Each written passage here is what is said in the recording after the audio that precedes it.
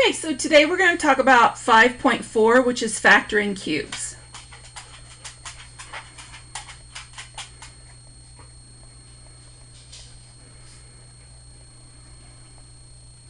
The most important thing you need to be familiar with when you factor in cubes is what a perfect cube is. Now, perfect cubed is like 1 to the third power is equal to 1. 2 to the third power is 8. 3 to the third power is 27. And so on. So these are the most common perfect cubes you're going to have to know. Then there's two formulas. You have the a cubed plus b cubed, and that factors to be a plus b times a squared minus ab plus b squared. And then you have a cubed minus b cubed, and that's a minus b times a squared plus ab plus b squared. So if it's a plus minus plus, and if it's a minus plus plus. So you ask yourself, what does all this mean? Whenever you see a variable that's to the power of 3, you're more than likely going to be using one of these formulas to factor it.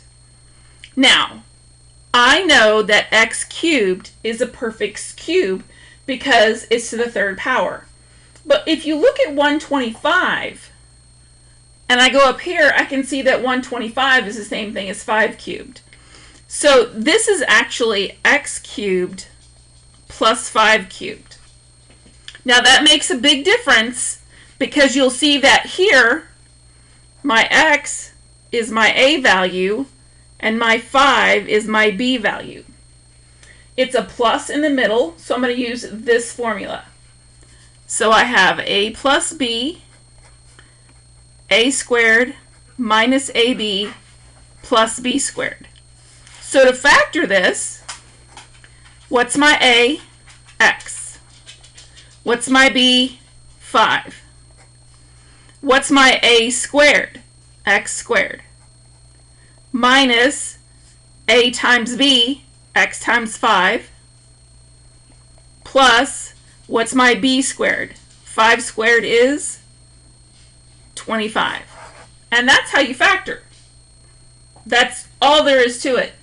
Just figuring out what letters and what variables go with your a and your b.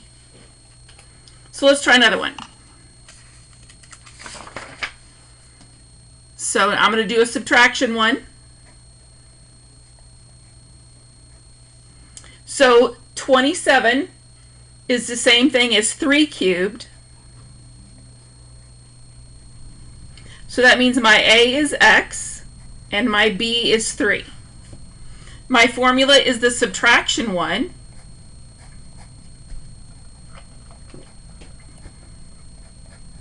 So it's minus plus plus, and I just plug it in. X minus 3,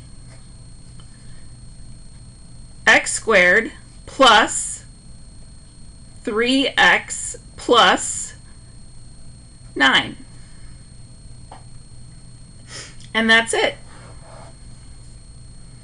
All right, let's try another one.